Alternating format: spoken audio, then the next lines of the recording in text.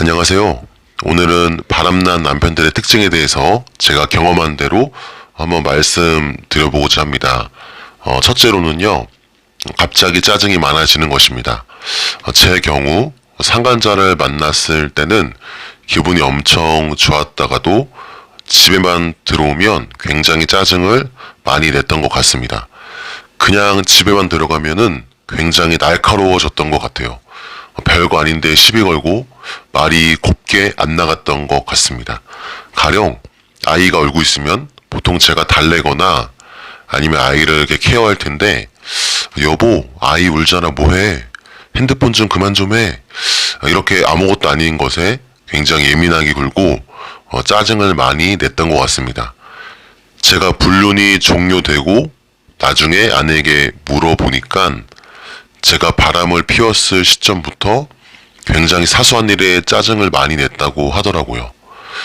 그렇다면 왜 이렇게 짜증을 많이 냈을까? 제가 그동안 상담도 여러 번 받고 또 많이 하면서 또 개인적으로 곰곰이 생각해 보니까 여러 가지 이유가 있겠지만 두 가지더라고요. 첫째는 상간자 만났을 때는 도파민이 많이 분비돼서 기분이 엄청 좋아지잖아요.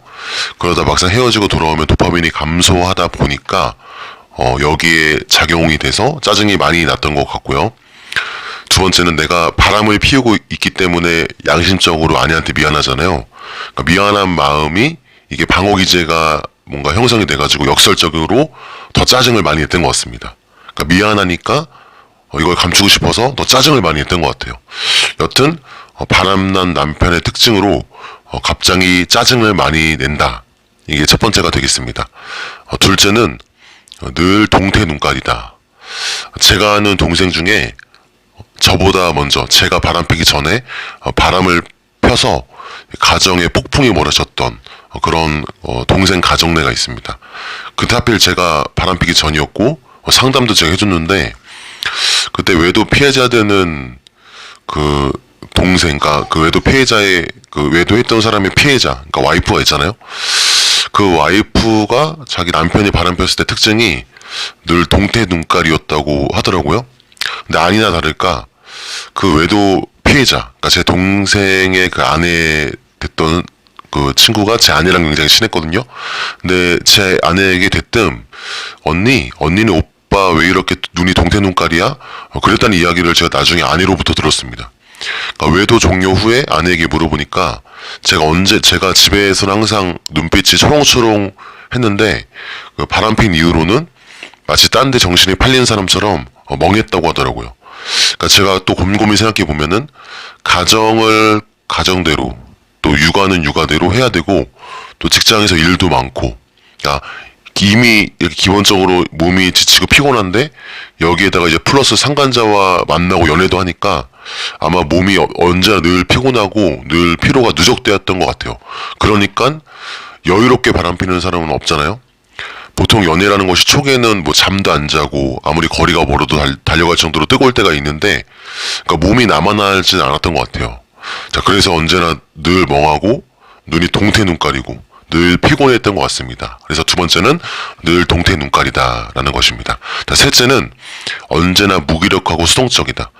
제가 상간자와 6개월 정도 만나면서 거의 하루도 안 빠지고 매일매일 만나면서 그 짧은 시간 동안 엄청나게 많은 곳을 돌아다녔던 것 같습니다. 심지어 아내한테 이야기해 보니까 아내와 연애했을 때보다 더 많은 곳을 수십 군데 다녔던 것 같습니다. 심지어 당일치기로 비행기까지 타기도 했습니다. 엄청난 열정이 아닐 수가 없습니다. 근데 이 열정이 가정으로 돌아가면 다 꺼져버립니다.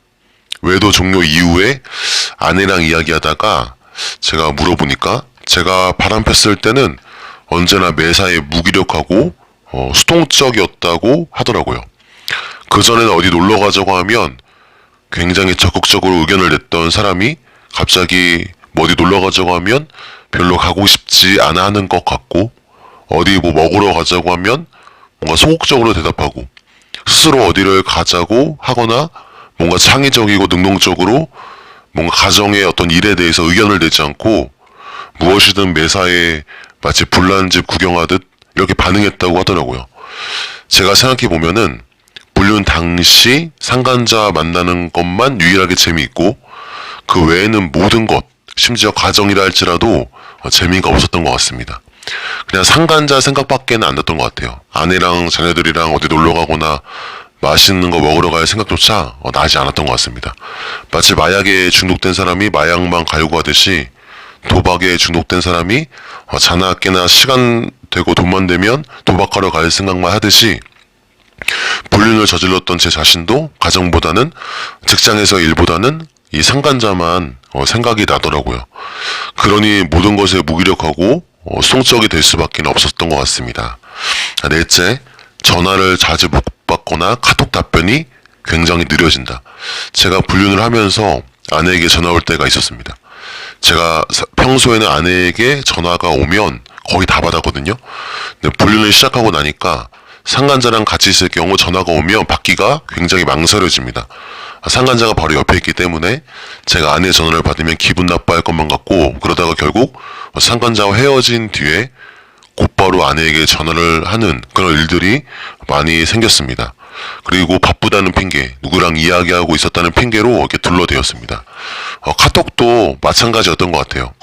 저는 평소에 아내에게 카톡이 오면 빠르게 답장했던 편이었거든요. 근데 상간자랑 있으면 아무래도 정신이 팔려 있다 보니까 읽는 속도도 좀 느리게 되고, 그러다 보니 답변하는 속도도 굉장히 지체가 되었던 것 같습니다. 그리고 또 생각해보면 상간자에게 이렇게 정신이 팔려 있다 보니까 아내와의 카톡 답변이 굉장히 성의가 없어지더라고요. 뭔가 밥 먹었어 하면 응 먹었어, 뭐 이렇게 뭔가 단답형으로 보낸다던가 뭔가 귀찮아하는 티를 팍팍 냈던 것 같습니다. 불륜 당시는 전화를 자주 못 받거나 카톡 답변이 굉장히 느려졌고 답변도 성의가 없었던 것 같습니다. 자, 마지막으로 다섯째, 미안하다고 자주 말한다. 사실 불륜을 한다는 것 자체로도 무엇보다 아내에게 굉장히 미안한 일이잖아요. 근데 상간자 만난 횟수가 많아지면요, 미안할 만한 일들이 굉장히 많이 생깁니다. 가령 상간자 만나느라 내가 해야 될 일, 집안일을 못하게 되거나 소극적으로 하게 될 경우도 많죠. 또 아이들을 하원해야 되는데 하원 시간이 지연되는 경우도 많고요. 또 평소보다 집에 늦게 들어오는 일도 많았습니다. 이런 일들이 많아지고 쌓이다 보면 당연히 아내가 힘들어하겠죠. 그리고 이에 대해서 불만을 표출하게 될 때가 많아지는데요. 이런 일들이 많아졌을 때 이런저런 핑계를 대다가 결국 미안해라는 말을 많이 하게 되었던 것 같습니다. 근데 제가 생각해보면 불륜도 미안하고 불륜 때문에 가정에 소홀한 것도 정말 미안하거든요. 근데 외도가 중독처럼 끊어지지 않으니까 정말 답답하면서 아내에게 미안하니까 그래서 미안하다는 말을 입에 달고 살았던 것 같습니다. 자, 오늘 내용을 요약해보면요. 첫 번째, 갑자기 짜증을 많이 낸다. 둘째, 늘 동태 눈깔이 된다. 셋째, 언제나 무기력하고 수동적이다. 넷째, 전화를 자주 못 받거나 카톡 답변이 느리고 답장에 성의가 없다. 다섯째, 미안하다는 말을 자주 한다. 산사태가 나기 전에 흙과 작은 돌들이 먼저 떨어지는 징조가 있듯이 남편 바람에도 반드시 징조가 있습니다. 남편에게 위의 5가지 중에서 3가지 이상의 징조가 발견된다면 외도를 의심해 보시고 반드시 전문가와 상담하여서 잘 대처하셨으면 좋겠습니다. 불이 나는 것도 초동 대처가 중요하듯이 불륜도 초동 대처가 제일 중요한 것 같습니다. 이번 영상이 도움이 되었으면 좋겠네요. 감사합니다.